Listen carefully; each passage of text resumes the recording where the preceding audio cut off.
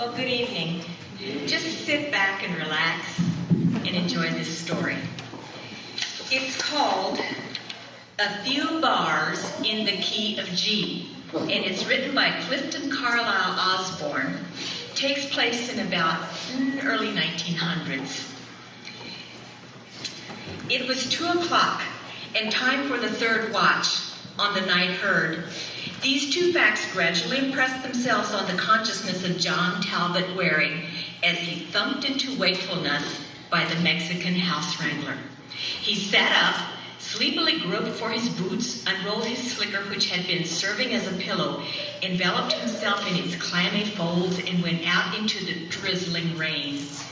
There was a moon above the heavy clouds, but it might as well have been on the other side of the earth for all the assistance it gave in the operation of saddling two of the picketed horses. The herd lay to the north of the camp, and settling reluctantly into their seats, the drowsy riders turned their horses in that direction, trusting to the instinct of the animals to find the herd. The darkness was intense, and the wiry little beasts were obliged to pick their way cautiously. Approaching carefully to avoid startling the cattle, the two riders separated, and relieving the tired watchers, they commenced the 3-hour vigil, one going on one side of the herd, the other on the other. The cattle were unusually quiet, needing little attention.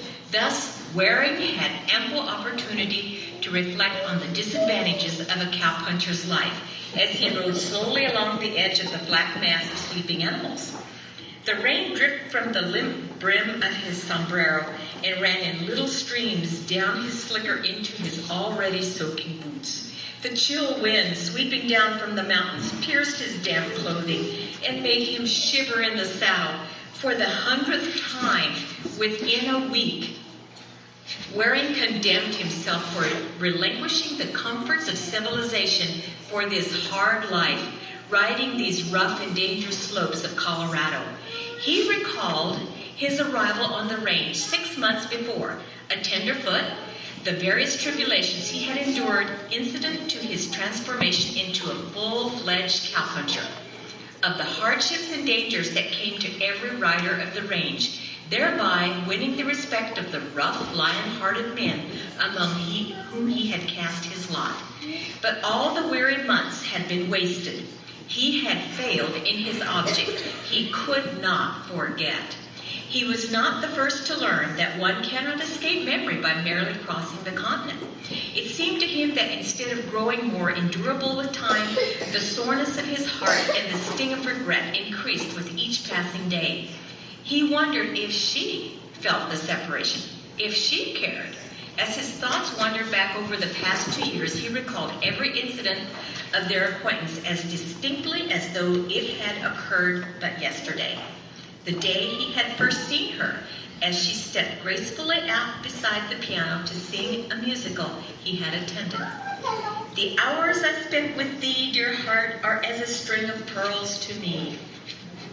The sweet days which followed, their enjoyment together of symphony, oratorio, and opera, for both being amateurs of no mean ability, they had met and loved upon the common ground of their love of divine harmony.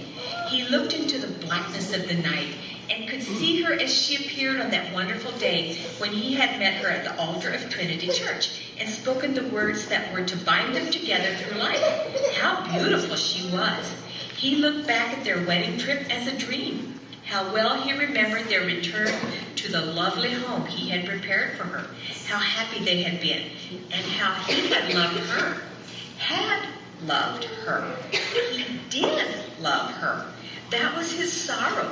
He realized now that as long as he had life, his whole heart would be hers alone.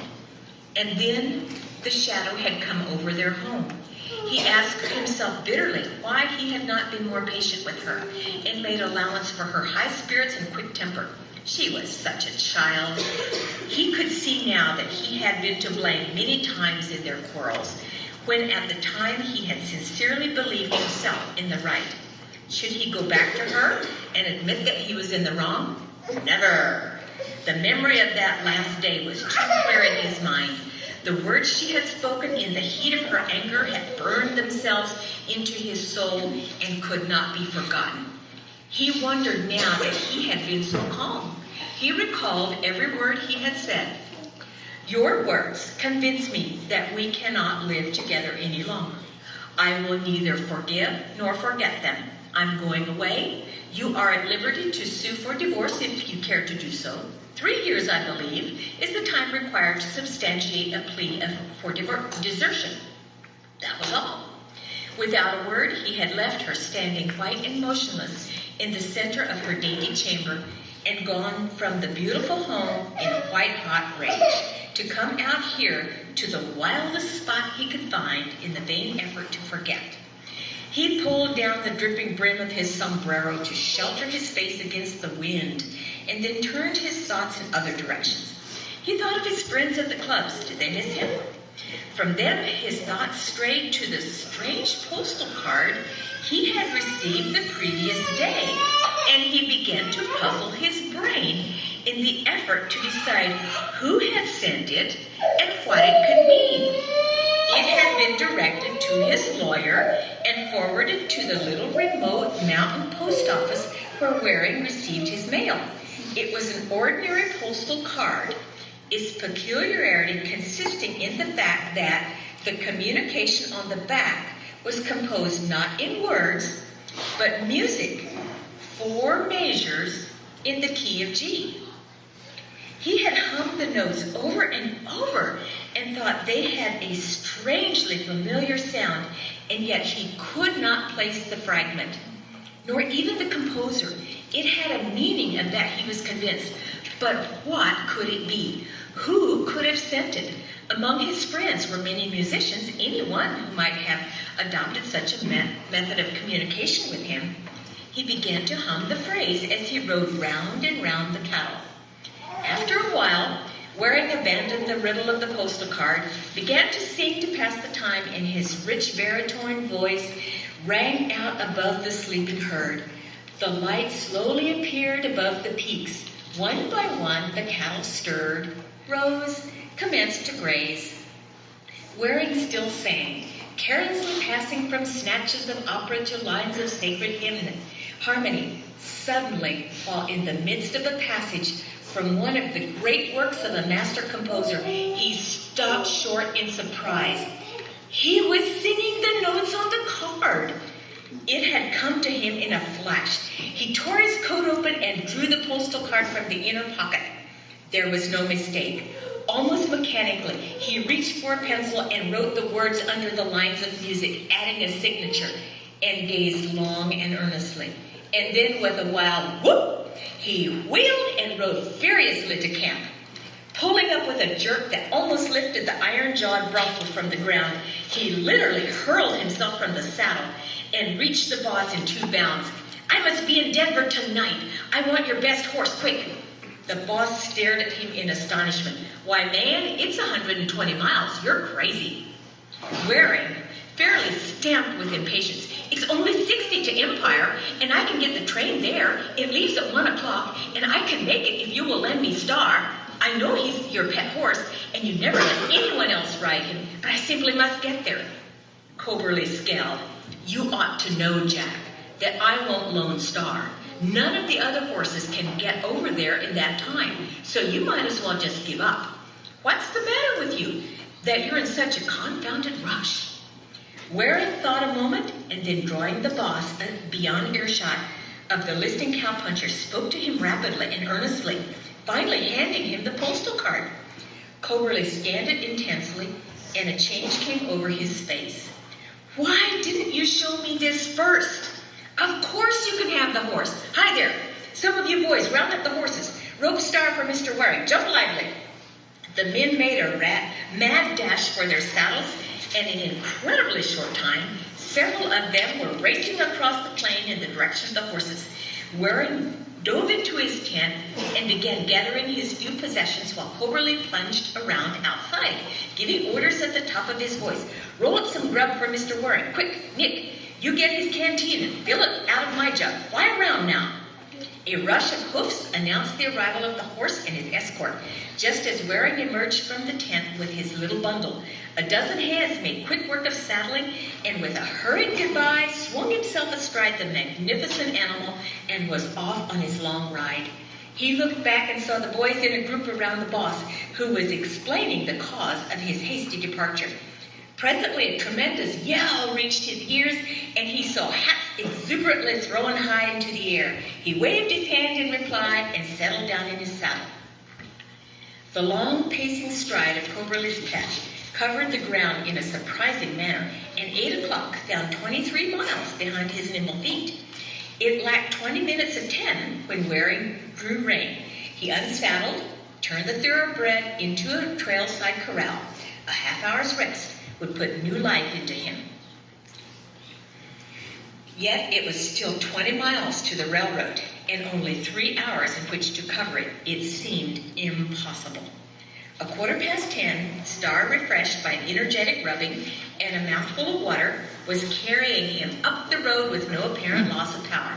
Up they went, mile after mile, until the plain they had left was spreading out like a map behind them. 2 miles from the top, Waring dismounted and led his panting horse along the icy trail.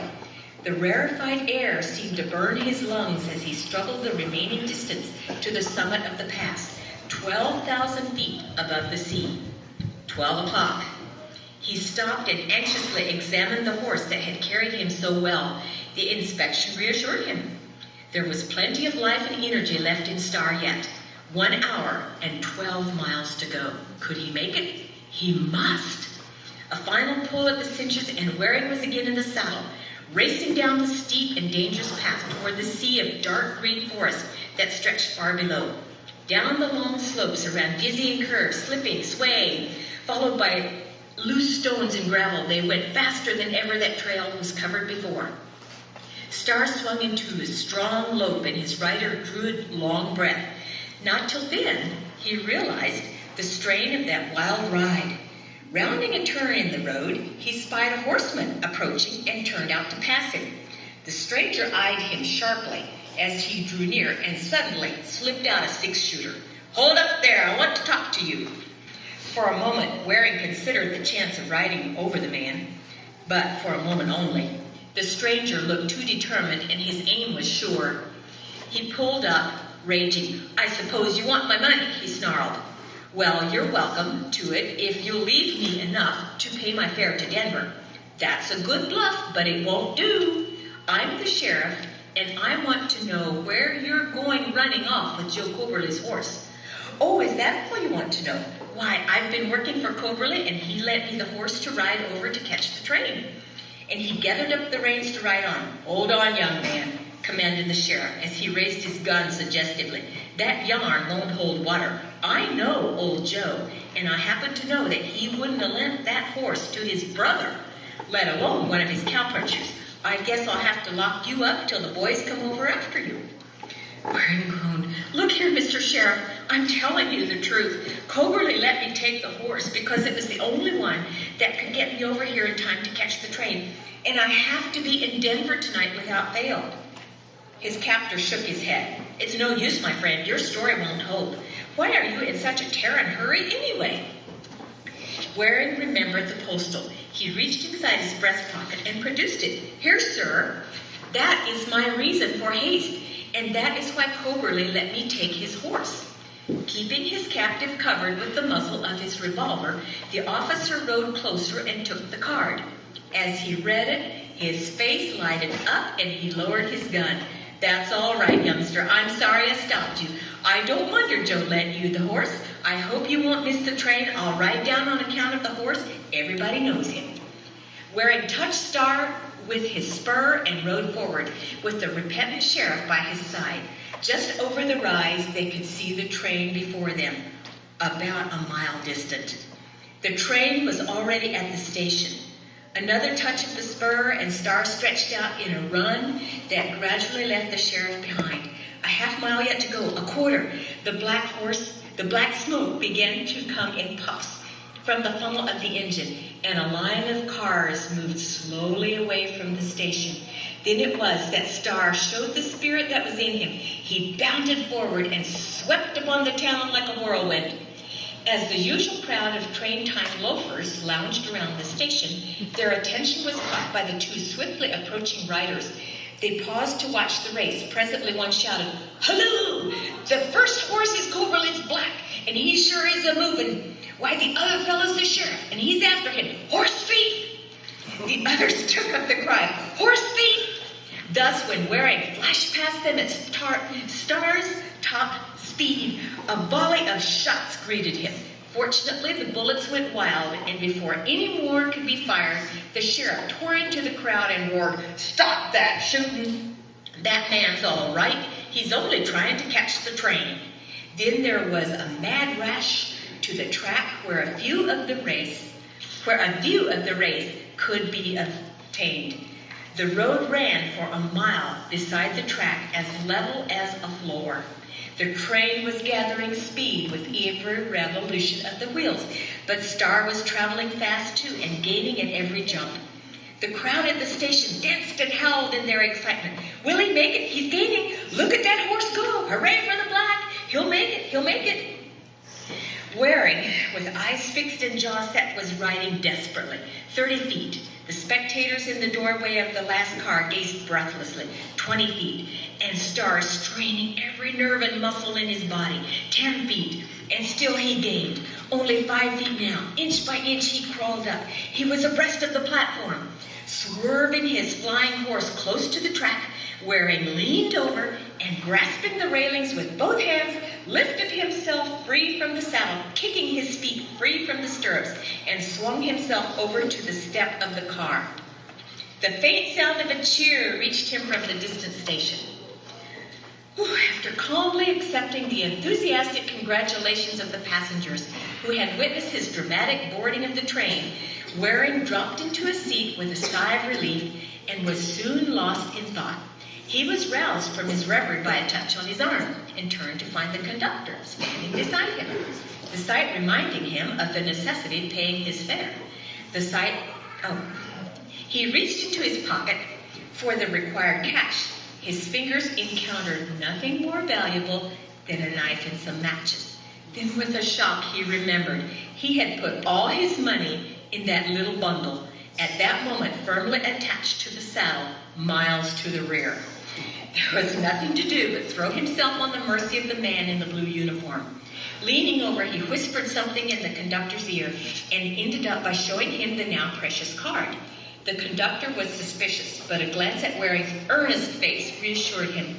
His expression softened. "I reckon I'll have to fix it for you, but the only way I can do it is to pay your fare out of my own pocket. It's $3.60. You can send me the money." This occurrence reminded Waring of a similar difficulty to be overcome in Denver, but the card had served him well thus far. Perhaps his mission was not yet ended. Arriving at the station, he quickly disembarked and searched for a carriage. Finding one, he was driven quickly to the nearest drugstore where he consulted a directory. "To 900 South 17th Street, he cried as he entered the vehicle. Arriving at his destination, he sprang out and said, "Wait."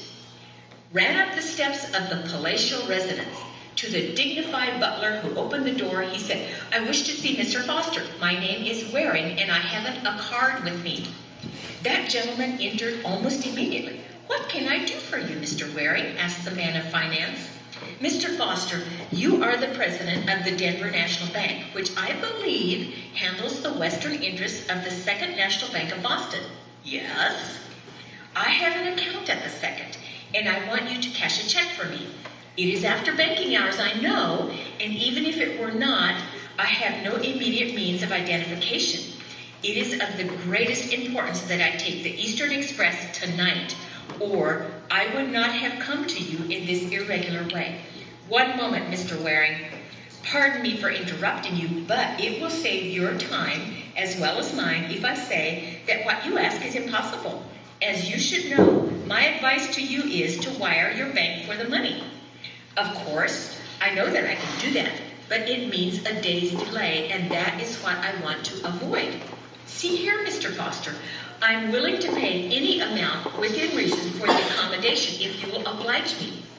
It must be a very urgent matter that requires such haste. Really, Mr. Waring, I must positively decline to do anything for you. It is an urgent matter. He told of the postal card and its purpose, adding a brief account of his efforts to get to the city in time to take the train that night. Let me see the card. From what is it taken, did you say? Upon hearing the answer, he left the room to return in a few minutes with a rather bulky musical score, which he laid upon the table, then turned the page until he found what he sought. Carefully, he compared the music on the card with that on the printed sheet. Then, turning to the younger man, he said in a kindly voice, I will assist you, Mr. Waring. I am a rather good judge of faces and feel safe in trusting you. It will, of course, be purely a personal matter, as it is contrary to all my business methods. But I cannot resist such an appeal as this. What amount do you require? $100 will serve my purpose. Make your check out for $150. You will need that much unless you care to travel in your present costume. You can cash that at the Brown Palace Hotel. I will phone the cashier so you will have no trouble. Waring tried to thank him, but he would not listen. You are perfectly welcome, my boy. I am glad to be able to help you. You have my best wishes for a pleasant journey. Goodbye. A swift hand clasp, and Waring was running down the steps to the carriage. Telegraph office, he shouted. 10 minutes later, these words were speeding over the wire. Postal received. Arrived Boston Friday night. See Luke 1:13. Jack. When the Chicago Limited pulled out of Denver that evening, John Talbot Waring, clean-shaven and attired in garments of the most approved fashion, was standing on the rear platform of the last Pullman, softly humming a passage from the great oratorio, The Messiah. There was a tender light in his eyes as he gazed at the postal card he held in his hand, and these were the words he read. For unto us a child is born, unto us a son is given. At the same moment, 2,000 miles away in the east, a pale young wife was holding a telegram close to her heart. An open Bible lay on the bed beside her. Turning softly on her pillows, she glanced lovingly at the dainty cradle and whispered, Thou shalt call his name John. A baby makes all the difference, doesn't it?